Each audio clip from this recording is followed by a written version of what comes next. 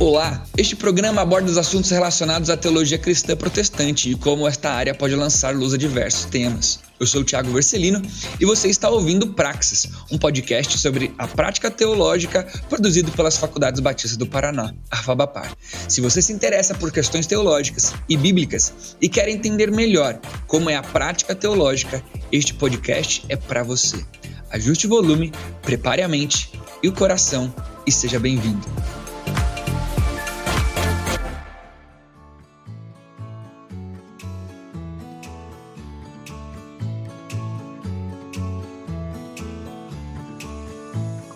Fala pessoal, sejam muito bem-vindos a mais um episódio do nosso Praxis, o nosso episódio, nosso podcast aqui da nossa querida FABAPAR. Que alegria ter você com a gente, que alegria ter você junto dessa caminhada. Se tem sido relevante para você o nosso podcast, não deixe de compartilhar, de ativar as notificações. Se você está aqui pela primeira vez, fica por dentro aí de todos os episódios que nós iremos postar. Eu sou o Thiago Vercelino, quem tem tido o privilégio de caminhar com você no nosso podcast, mas antes de a gente entrar no nosso tema, do nosso assunto aí que você já leu na descrição, por isso que você clicou, eu quero que você conheça o nosso convidado de hoje. Então, professor, se apresenta um pouquinho, conta para a galera quem o senhor é e a gente já inicia o nosso papo. Legal. Meu nome é Lourenço Stélio Rega, sou nascido no estado de São Paulo, e tenho a formação na área de filosofia, né, graduação em teologia. Aliás, a minha validação foi na FABAPAR também, e muito legal, né? E eu fiz na Teológica São Paulo e a validação aí. E é bem interessante porque eu acabei me envolvendo também na área de informática. Eu sou analista de sistemas, daquela época bem antiga, mas o meu DOS que eu trabalhei no início, DOS 2.11, que ninguém mais sabe o que é, e atuei muito na área também de informática, né? Mas atuei muito também na área acadêmica e tenho mestrado em teologia, eu tenho mestrado em teologia na especialização na área de ética, mestrado em História da Educação na PUC de São Paulo, especialização em História da Educação, e também doutorado em Ciência da Religião, com a especialização também em Teoria e Metodologia da História. Embora a minha área de atuação muito grande é a área de Ética e Bioética. Recentemente terminei uma especialização em Bioética na Escola Médica do Hospital Albert Einstein, Bioética mais no campo da medicina, da área médica, né? Então, e na área bíblica eu trabalhei muito com cursos de grego, de hebraico, escrevi uma gramática de grego que meio mundo no Brasil já utilizou, noções do grego bíblico. Depois pedi ajuda aí de mais um colega, Johannes, para revisar a gramática, me dar um suporte. Estamos aí para editar uma nova edição. E diversos livros, dando um jeitinho, como ser ético sem deixar de ser brasileiro, que foi a minha dissertação de mestrado em teologia na área de ética.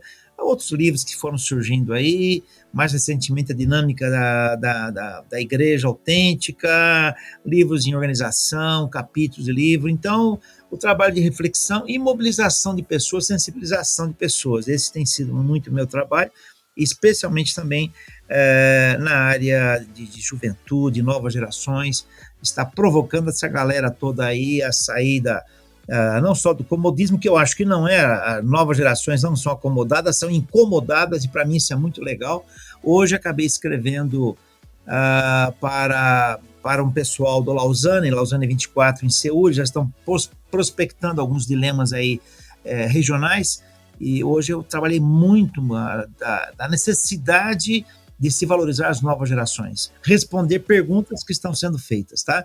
Hoje eu acho que, para não complicar muito, mas eu acho que no meio evangélico o pessoal está respondendo perguntas que não são mais feitas, né? Mas é isso, vamos lá. Verdade.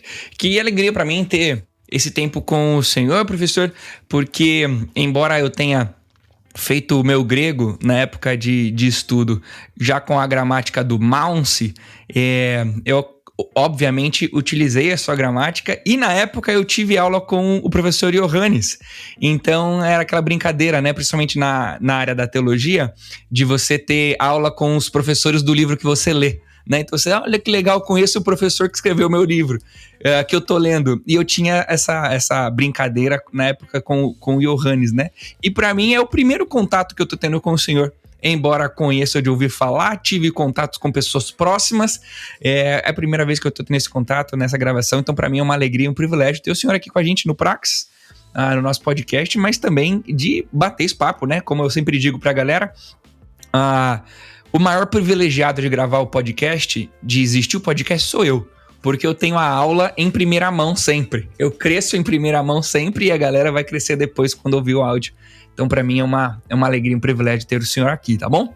Que bom, que bom. Mas vamos lá. Vamos falar um pouquinho, então, de Atos, né? Vamos falar um pouquinho da teologia de Atos, o que acontece no livro de Atos. E a gente, conversando antes de entrarmos no ar, o senhor me fez uma provocação que eu quero cutucar ela aqui, que é tentar desconstruir algumas coisinhas que, às vezes, a gente conversa sobre Atos. Que Atos é o livro de contar a história de missões. Atos como o livro de missões, da onde a igreja vai, né? Vamos lá falar de missões. Ou então, Atos do Espírito Santo.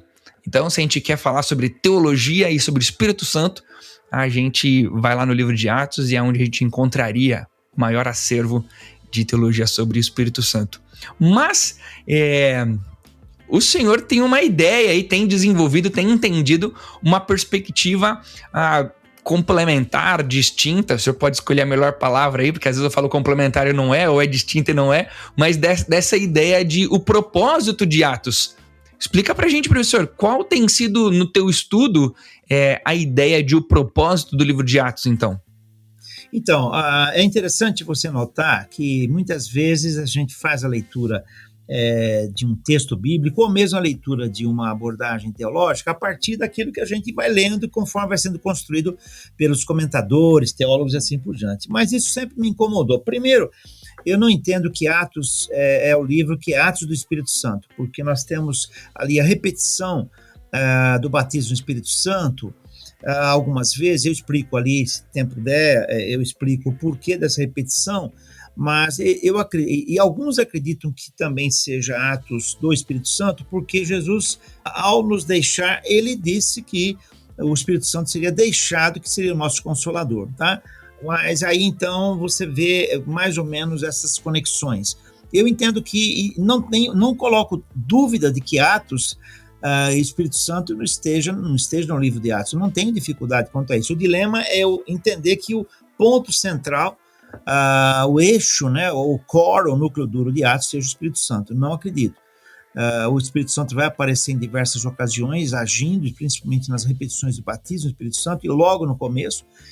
Não tenho dúvidas de que Jesus, ao partir, deixou o Espírito Santo como consolador e como aquele que vem nos esclarecer a palavra, né? Não tenho dúvida quanto a isso, mas dizer que o Atos é o Atos do Espírito Santo, realmente há uma distância aí.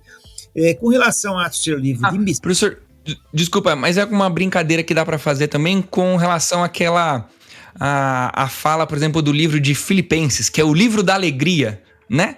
Automaticamente a interpretação que a gente tem na história é de que Filipenses é o livro da alegria. Por quê? Porque a palavra alegria aparece diversas vezes, o contentamento, né, no livro de Filipenses. Mas a gente muitas vezes olha ali pro livro de Filipenses e começa a entender que talvez o propósito não era falar de alegria em si, mas de uma igreja boa, uma igreja que estava se desenvolvendo, um cristianismo autêntico, ou valores e dicas de como ser uma igreja super legal, né?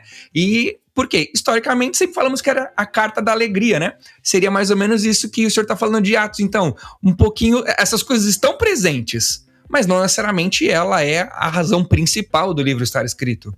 Isso, a alegria você vai encontrar no livro de Provérbios em diversas ocasiões. Eu até tenho uma mensagem, uma vez que eu preguei sobre a alegria e usei só o livro de Provérbios.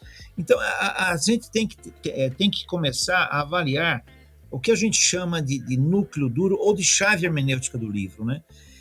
Quando você fala que é o livro de missões, temos um outro dilema, porque a partir do momento que você começa a investir tempo em estudar a visão missional, que vai muito mais além do que só a visão missionária, você vai perceber que você, quando fala que Atos é um livro missionário, você vai ter que interpretar o que é missões hoje. Missões, ao longo dos últimos, vamos dizer, do último século e meio, mais ou menos, missões têm sido tidas como a ação da igreja em ir a campos onde o evangelho não está anunciado. Ora, Atos não tem só a ação do evangelho na plantação de igrejas. Esse é um outro dilema. Você vai ver a ação dos crentes, vamos chamar os cristãos, em diversos momentos da história daquela situação, daquele ambiente. Em diversos ambientes, os crentes vão reagindo. Dilemas internos, como Atos 6, a primeira situação de conflito dentro da igreja, né? É preciso, então, ali dividir as tarefas entre os apóstolos e os servos, né? Que irão cuidar da parte social. Você vê inúmeros outros dilemas, por exemplo, Atos 17,6. Eu posso até abrir um parênteses aqui em Atos 17,6. Aqueles que transtornaram o mundo chegaram até nós. Alguns acreditam com essa visão missionária de que transtornaram o mundo pregando que Cristo salva, né, com um plano de salvação daquela época, etc, etc. Mas se você for ver a palavra grega para transtornar, o verbo transtornar, significa virar de perna para o ar. Há um dicionário que mostra isso. Isso significa dizer que eles revolucionavam o ambiente em que eles estavam. Imagina só, Cristo é Senhor, contra César é o Senhor. Imoralidade na época, tá? Opressão contra a mulher, contra a criança e os escravos na época. E os cristãos vinham mostrando outros valores. Por isso que eles transtornavam o mundo e criavam impasse ali. Então, há situações que não são só missionárias. Há um mix da história da igreja primitiva. Eu prefiro pensar Atos como um start da igreja primitiva, se inserindo no mundo e mais, agora para aterrorizar o pessoal da eclesiologia, aprendendo a viver como igreja. Você vê, Atos 6, nós temos ali uma confusão, eles estavam aprendendo a ser igreja, tiveram que ali se organizar, e aí você vai vendo o restante. Paulo vai reunir os presbíteros, que também chama de bispos e pastores. Como é que é essa história, né? São 3 cargos, 3 funções, um cargo só com 3 características diferentes. Então, tudo isso precisa ser visto como o início da igreja na busca de um caminho, né?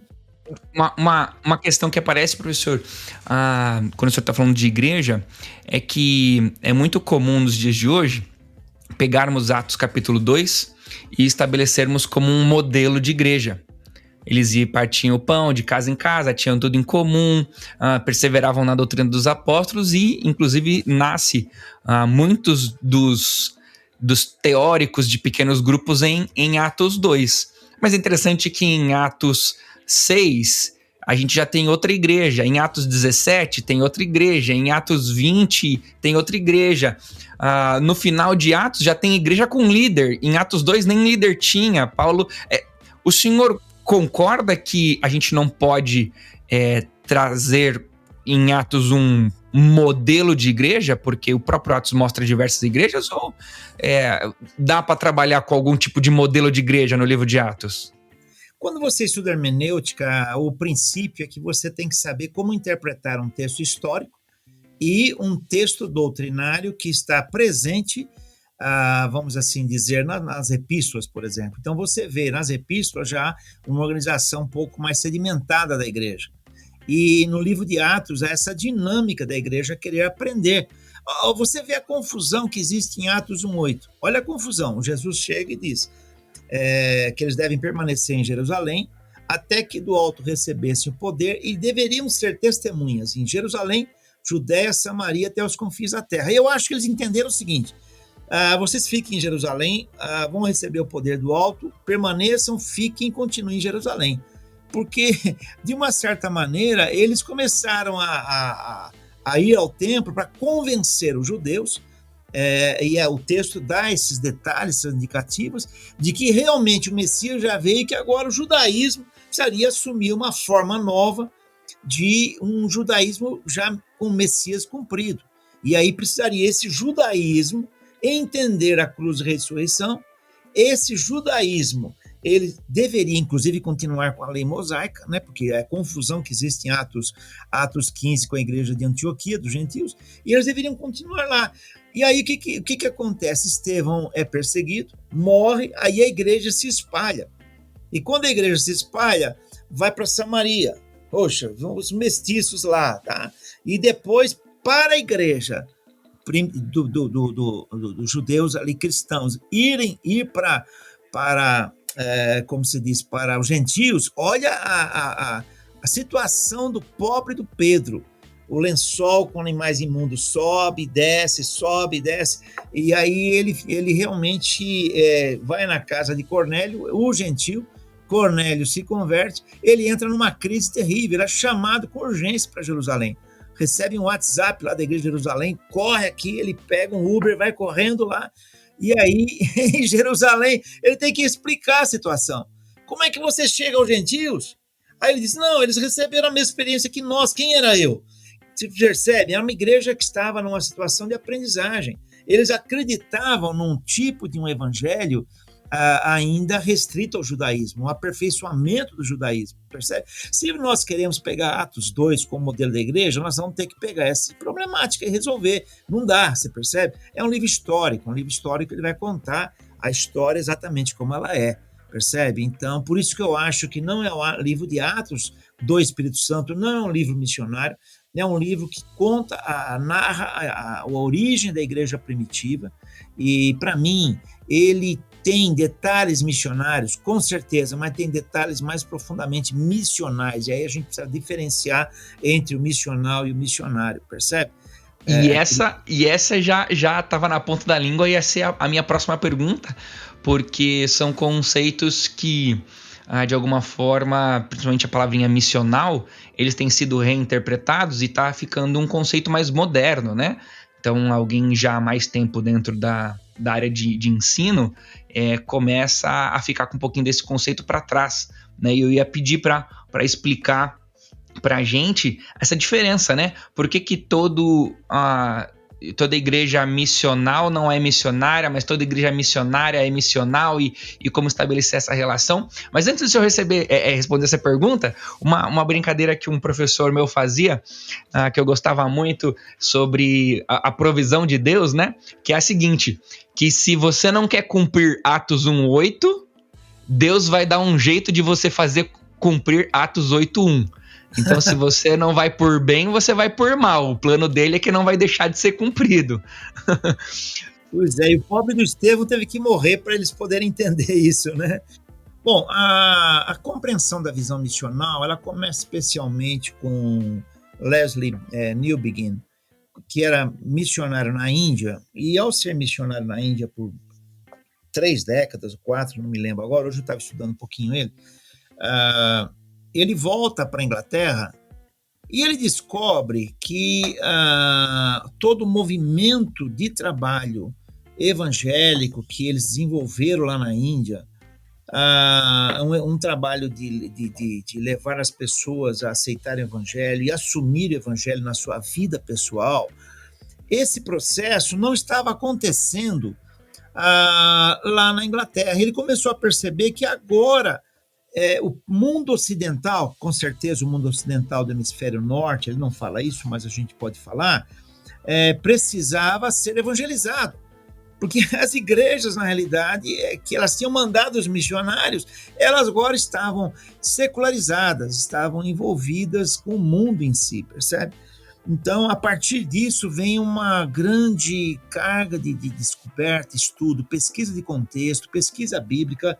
E aí, o que se faz é o seguinte, quando a gente fala numa visão missionária, confunde-se a atuação missionária com a missão da igreja, confunde-se missões com missão. E aí se começou a se descobrir o seguinte, que a igreja, então, dizia que ela tinha uma missão. E, na realidade, o que acontece é que Deus é que tem a missão, e isso a gente chama de missio Dei, do latim missio Dei, a missão de Deus. Quer dizer, na realidade, não é que a igreja tem uma missão, Deus tem uma missão e ele, portanto, traz a igreja para cumprir a missão dele. O que é essa missão dele? Aí vai se descobrindo lá em Gênesis capítulo 1, quando há o plano da criação, e aqui já é a minha linguagem, não é a linguagem dos teóricos da visão missional, é a minha linguagem. Deus cria o mundo, tem um plano da criação, há uma ruptura, Eu não costumo chamar de queda, porque queda é uma queda, né? Eu tô com o anel na mão, caiu, só caiu. Bom, ali é rebeldia. Rebeldia contra o plano da criação. Em Gênesis 3,15, Deus, para mim, começa a missão dele em restaurar a criação. E aí eu volto a usar a linguagem missional. Na realidade, a restauração de Deus não é para a salvação da alma do indivíduo, preparar ele para a Nova Jerusalém. A visão missional é mais profunda. Na realidade, Deus tem uma missão de restaurar toda a criação decaída, que envolve o ser humano. E isso está em Efésios 1, diversos textos bíblicos. Então, o que acontece? Na realidade, na visão missional, o que você tem é Deus com a sua missão de recuperar o mundo, e aí vem toda a situação complicada com a morte de Abel, com Nimrod, com as grandes cidades, Torre de Babel. Aí vem, então, o processo com Noé. Há um fechamento. Eu tenho um desenho que eu uso quando dou aula de Atos para a galera aí. Então, fecha de novo, e a partir daí Deus convoca Abraão. Gênesis 12, 1 e seguintes. E Deus diz a Abraão que ele será bênção para todas as nações. Veja, agora ele inclui todas as nações. Há uma recuperação aí. Aí vem Israel, né, descendente de Abraão. Israel se acha melhor nação, né? Vem com arrogância, mas aí Israel cai na idolatria, cai no período juiz, etc, etc. Aí Deus falou, tá bom, já que você não entendeu bem o meu plano, é aquilo que você disse, né? Aí vem Judá, fala, vou mandar vocês para o cativeiro. Aí vem Judá. Aí Judá que é o Messias político. E aí com esse Messias político, Judá foge do plano da missão, da missio Dei, de Deus restaurar toda a criação. Aí vem o Messias, é rejeitado pelos próprios judeus. Aí Deus fala, tá bom. Aí você lendo Romanos 9, 10 e 11, e Efésios 2, dos dois povos ele faz um só. Aí ele traz os gentios. Olha só que humilhação para ajudar, né? Dos dois povos faz um só. E desses dois povos, então, Deus dá a igreja, aí é que está a conexão, Deus dá à igreja o mesmo desafio que ele deu a Abraão para ser bênção para todas as nações. Agora, o que a gente pensa de uma visão missionária? A gente parte da grande comissão e chama o verbo auristo, particípio de imperativo, e não é imperativo. O imperativo é fazer discípulos, exatamente fazer uma sociedade de contraste. Aqui eu estou citando o Michael Gohan, a igreja como Judá, como Israel. A igreja hoje tem o desafio de ser uma sociedade de contraste no mundo. E não uma sociedade de traste, né? Mas de contraste no mundo. Isso significa dizer... Igreja missional do Gorin. Exato, é aquele texto dele e outros dele. Então, veja bem, e também do Wright, né? Christopher Wright. Então, veja bem, a grande diferença, eu estou partindo da criação, não estou partindo da grande comissão. A visão de missões é mandar alguém para um campo onde Jesus não foi anunciado, plantar a igreja. Visão missional é colocar todo mundo em campo, todo mundo passa a ser missionário. E eu resumiria dizendo o seguinte, tá certo, a visão missionária ela está correta, é bíblica. Tá? O dilema é que ela é um pedacinho de toda a barra de chocolate, né? Vamos falar em chocolate aqui. Então, veja bem. Então, veja só para resumir. Na visão missionária, você manda o missionário, um vocacionado, apóstolo, né, que a gente é do grego, o missionário para o campo, para plantar a igreja, tal. Na visão missional, você mantém o missionário, mas você vai entender que agora o crente que foi tirado da cidade, o crente que foi tirado do campo, do mundo, ele deve ser devolvido ao campo, para que ele ali viva o evangelho como uma sociedade de contraste. Eu escrevi um artigo, se alguém tiver interessado, depois pode me consultar. Meu Instagram é Lorenco sem C cedilha, Estélio Rega, tá? Arroba Lorenco Estélio Rega. Só pedir para mim, eu te mando. Vai estar na descrição aí, pessoal. Fica tranquilo. Legal. Então eu escrevi um artigo assim, agora é ano de eleição, né? Quer dizer, já foi, né? Bom, não sei se foi eleição, sei lá. Bom, o que acontece? Pode político usar o púlpito da minha igreja? Eu respondi do ponto de vista missional. Do ponto de vista missional, é o seguinte, a pergunta é outra. Estamos nós levando pessoas a Cristo que serão políticos, que serão governantes, juízes, empresários, pedreiros, para que eles possam exercer o evangelho no desempenho da função deles? Então a pergunta é outra. Na visão missional, você entende, a pergunta é outra. Na visão missionária, vamos plantar igreja. Na visão missional, vamos botar todo mundo no campo e vão plantar igreja. Não deixa de ser, percebe? Então, o livro de Atos, para mim, ele é mais um livro missional do que missionário nesse sentido. A gente consegue ver uma ilustração disso, professor, ali naquele episódio, ainda falando, né, do que o povo não quis cumprir como Israel, e daí Deus usando a igreja, naquele episódio do pedido de um rei lá em Saul, como que se o povo tivesse pedido um rei, Deus falasse assim: gente, vocês não estão entendendo. Não quero que vocês sejam iguais a todas as outras nações. Eu quero que vocês sejam exatamente diferentes das outras nações. É o que Bohin fala nos textos dele, de maneira muito acertada, né? Eu até estive com ele há um mês atrás, mais ou menos, em Campinas. E ele tocou muito nisso, né? Que a igreja, como Judá, como Israel deveriam ser, é uma sociedade ou comunidade de contraste. Agora, será que a igreja brasileira tem sido comunidade de contraste? A gente percebe? Atos 17:6. Aqueles que transtornaram o mundo chegaram até nós. Teríamos um Brasil diferente, um Brasil longe da corrupção, da imoralidade, da injustiça, né?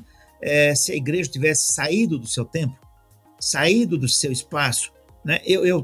Na época da pandemia, eu não sei se acabou, né? Agora temos que voltar a usar máscara de novo no aeroporto. Mas, de qualquer maneira, na época do isolamento, eu escrevi um artigo.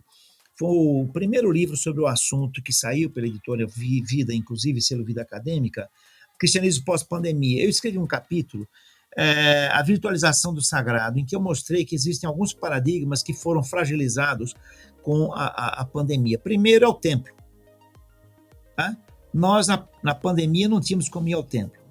E consideramos o templo a habitação de Deus, e Jesus disse que somos nós. Né? Depois, o púlpito. Depois o domingo, depois o clero, e eu acrescento ainda depois, mais ainda, que é vamos assim dizer, o funcionalismo pragmático. Tudo isso fragilizou na pandemia. E ainda mais, o crente se tornou empoderado. Quer dizer, ele teve que cuidar da vida sem o pastor dele, sem estar no templo, sem ter o apoio da igreja. E agora, com a volta, imagina só, se nós fôssemos escrever Atos de 2020 em diante, como é que escreveríamos? O crente isolado em casa, e agora a igreja tendo que voltar, e muitas igrejas não estão conseguindo voltar totalmente. Muitos colegas acharam que só que usando a tecnologia iam voltar, mas aí eu escrevi um outro artigo. A tecnologia não substitui Deus, Bíblia e adoração. Né? Então nós temos que redescobrir a igreja, nós temos que redescobrir o que é ser cristão, o que é ser igreja. Agora, como que Atos, então, se o senhor tivesse aí alguns exemplos bem práticos, assim, vivos, que Atos nos ajuda a ser, então, essa igreja missional, né? Se a gente está entendendo que o objetivo de Atos não é só de falar de missões, no sentido de uma igreja missionária, de id, e também não é só de falar sobre o que o Espírito Santo passou a fazer depois que Cristo vai embora, como missional, né? A missão da igreja, né? A Missio Dei na missão da igreja. Que exemplos a gente vai ter em Atos de conceitos que nos ajudam, então, a ser essa igreja? Então, primeira coisa, eu volto a Atos 17:6, né? Os crentes daquela época, eles viviam em tendas, muitos deles, eram nômades. Paulo era construtor de casas, construtor de tendas. Ao viverem e onde eles caminhavam para exercer o seu trabalho, eles levavam um estilo cristão de vida, não levavam só o plano da salvação. Então esse é um ponto para mim fundamental, né? É um ponto chave que mostra a igreja na época envolvida, inserida no contexto. Não era só fundar igrejas, era viver o evangelho. Não era só pregar a salvação, era viver a salvação. Por outro lado, se você for ver Paulo também fazendo coleta para os crentes da Judéia, isso mostra a importância que a igreja tem de ter com as situações de mundo, com as carências do mundo, né? E Paulo vai trabalhar isso em Gálatas 6:10, façamos o bem a todos, principalmente aos domésticos da fé. Então, isso mostra a igreja engajada na sua vivência, na sua automanutenção, mas também na vivência dos dilemas daquela época, né? A igreja, ela deve ser uma igreja que reflita que reflita sobre a sua condição, que reflita sobre a sua teologia. Atos 15 mostra exatamente isso.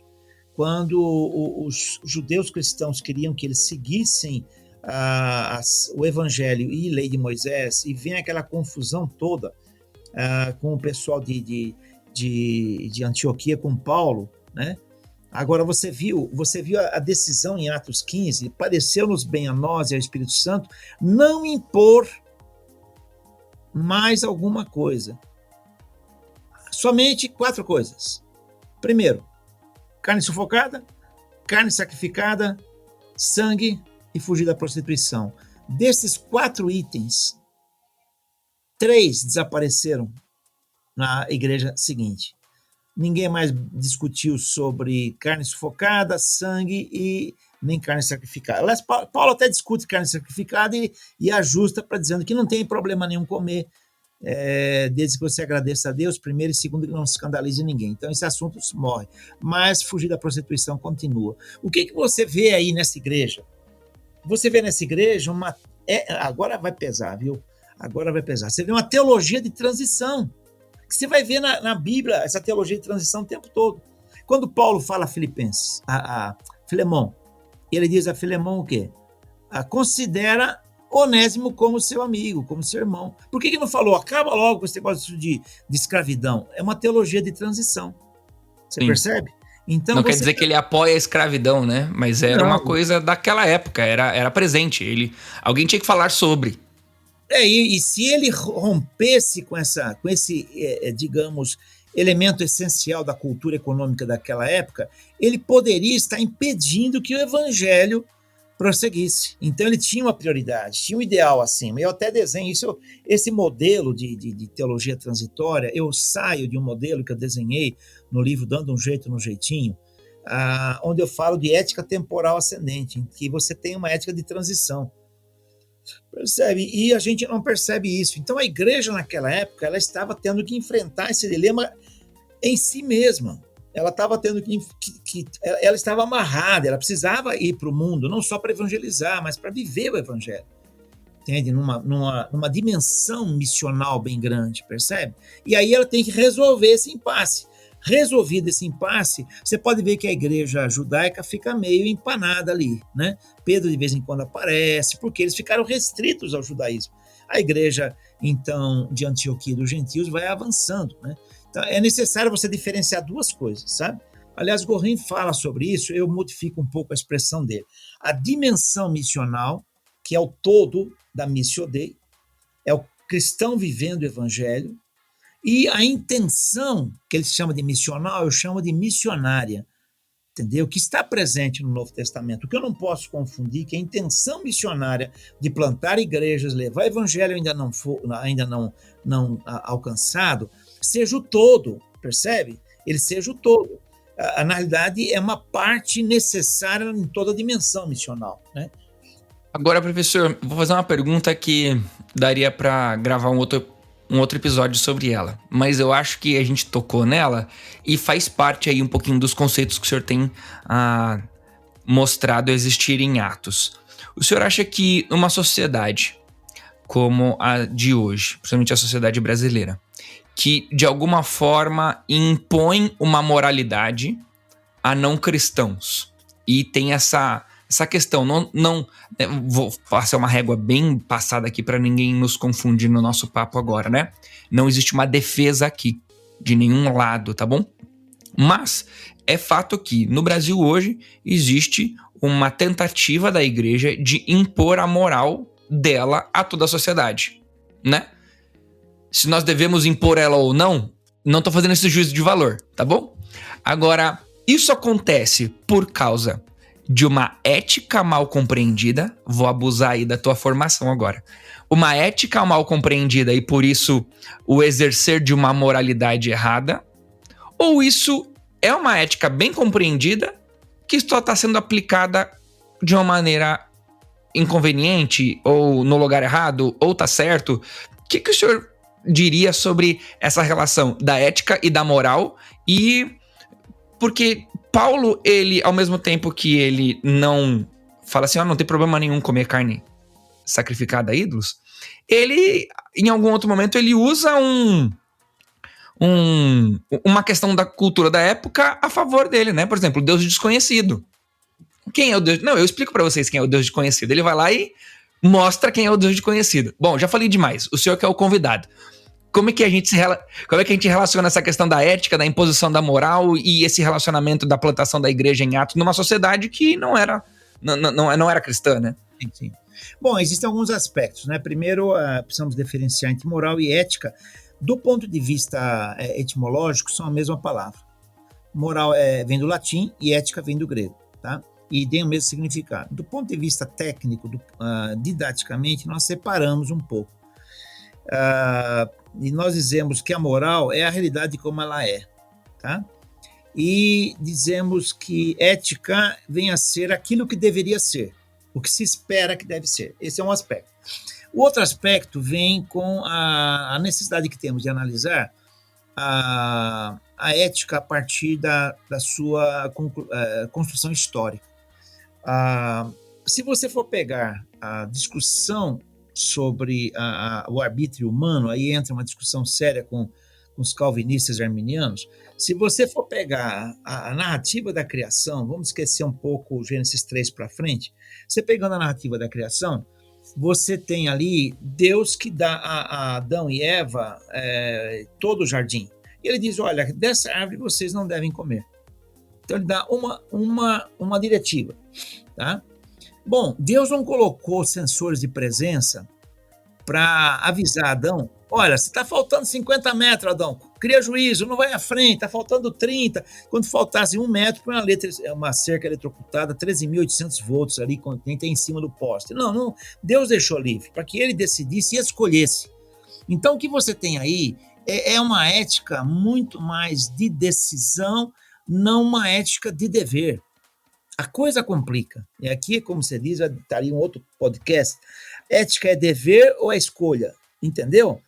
A ética é pré-estabelecida ou ela pode ser decidida? Eu nem vou entrar na neuroética, que é uma área nova. No Brasil, acho que tem 1 ou 2 livros só sobre o assunto, em que quem decide é a dopamina, e não é o indivíduo, né? Mas eu não vou entrar nesse campo. O que eu vou dizer para você é o seguinte, quando você tem, especialmente com a visão tomista, tá?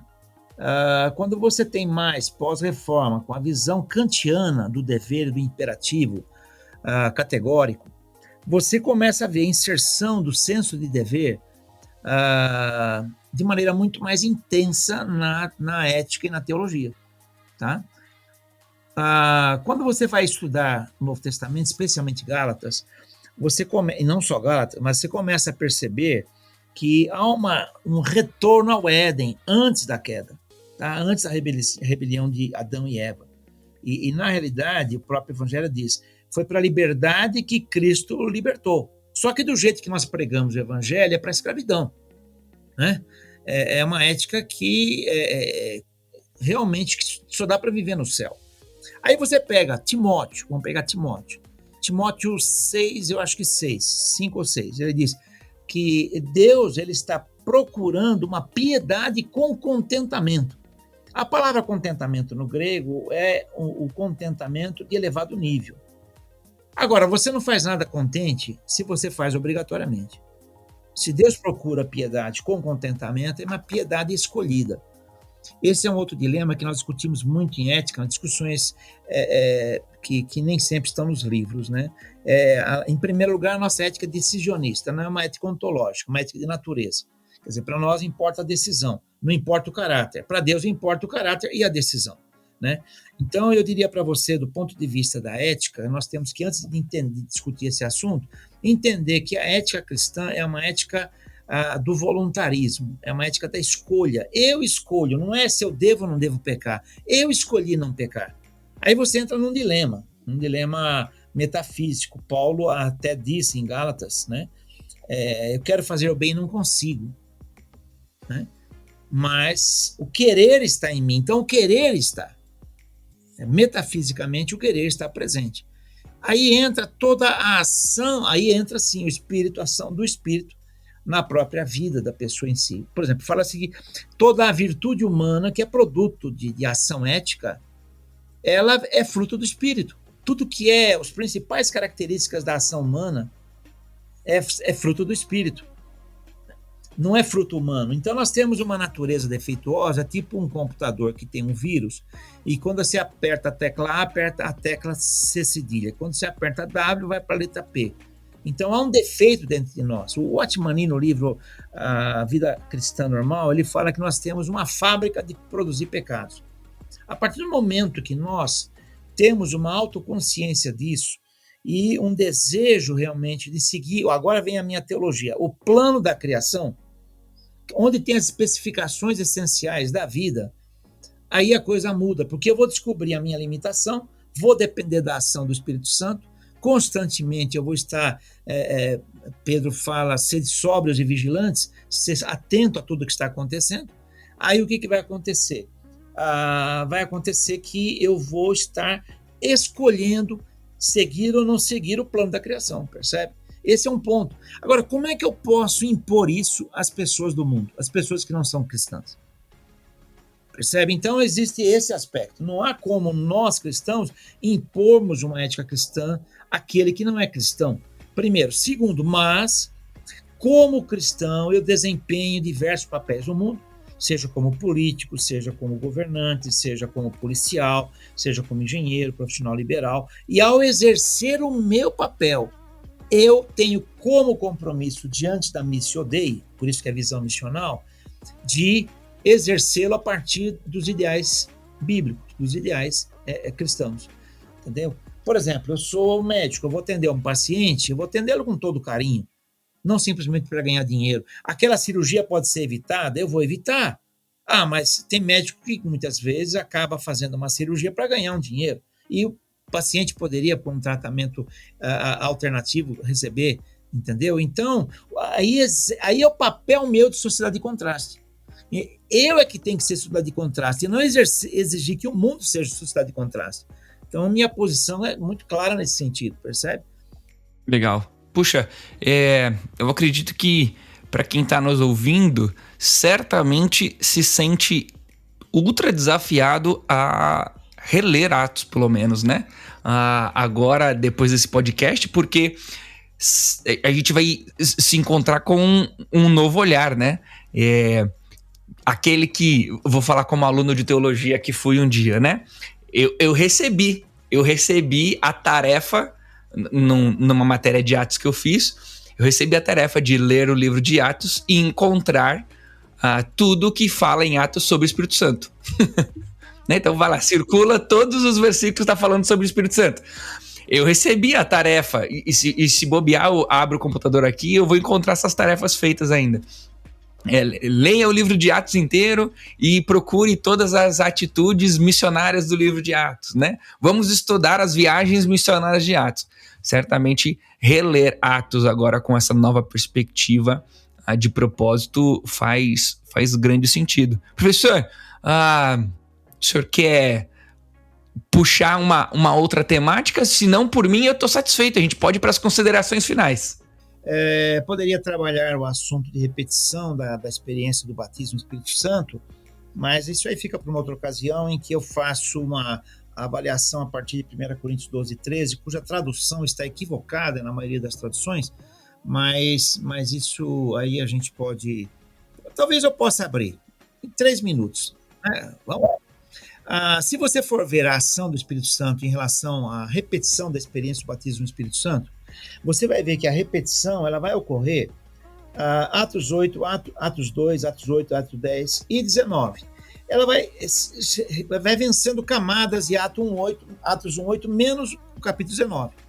Veja bem, toda vez que há uma transição, Atos 2, transição entre a morte e a ressurreição de Jesus e a ascensão e do judaísmo, para a visão aberta centrífuga e não centrípeta da igreja, tá? E aí então Atos 2, recebereis poder do ser sobre vós, o Espírito Santo, ser-me-eis testemunha em Jerusalém, Judéia, Samaria, até os confins da terra. Então é o ponto de start, é como vamos dar um boot no computador. Atos 8, o evangelho chega aos samaritanos, repetição. Atos 10, o evangelho chega aos gentios, repetição. Atos 19, o evangelho então finaliza o seu escopo, onde já o batismo de João deixa lugar para o batismo de Jesus, em nome de Jesus. Aí as repetições, não é necessariamente uma experiência espiritual, percebe? Eu peço perdão a quem crê diferente, eu só estou tentando explicar o que está no texto bíblico. Aí você vai para 1 Coríntios 12, 13, que diz que fomos batizados em um espírito formando um corpo. Então fomos batizados no espírito. Tá, mas você faz análise do texto no grego. Tá? A palavra grega, a expressão grega é enipneumati. Em um só espírito fomos batizados. Não é batizados no espírito. Em um só espírito fomos batizados. Quando você pega Filipenses, eu acredito, ou Colossenses, Paulo diz: estando ausente ou indo ver-vos, espero encontrá-los em um só espírito. Enipneumati. Por que a gente não traduz aí batizado no espírito? A gente traduz em uma só alma, em um só ideal. Porque enipneumati, ele pode ser traduzido em um só ideal. Tá? Então, a tradução, nesse caso, de 1 Coríntios 12, 13, ela seria melhor assim: nós em um só ideal fomos batizados no corpo de Cristo. E aí, a partir disso, fala... Uma ideia mais de unidade do que de própria ação do Espírito Santo, né? Porque a partir desse versículo, a partir do versículo 14 em diante, ele vai falar exatamente da unidade. O pé não pode dizer a mão, porque não é pé, não é do corpo, papá, todos somos um só. Está falando de unidade, não está falando de espírito. Percebe? No versículo 11 ele fala que o Espírito deu dons a todos. Agora ele vai falar de unidade. Então, esses dilemas exegéticos, se a gente fica lendo muitos livros e não analisa o que está no texto original, você acaba tendo uma teologia de papagaio, que a gente poderia dizer, né? Uma teologia repetitiva, percebe? Então eu diria só esse toque aí sobre o Espírito Santo, e aí eu diria para você, não sei como é que você escreveu o seu trabalho, mas onde mais você encontra a ação do Espírito Santo na igreja de Atos, percebe? É proposital essa repetição, é proposital, tá bom? Puxa, muito legal. Professor, muito obrigado pela participação. Que venham as próximas. Vai ser muito legal ter isso com a gente de novo. Que bom. Eu agradeço a oportunidade e querendo se contactar comigo, vai ter aí o contato, eu fico à sua disposição, tá bom? Um abração a todos vocês. Pessoal, esse foi mais um Praxis aqui da nossa querida Favapar. Um abraço e até o próximo episódio. Valeu!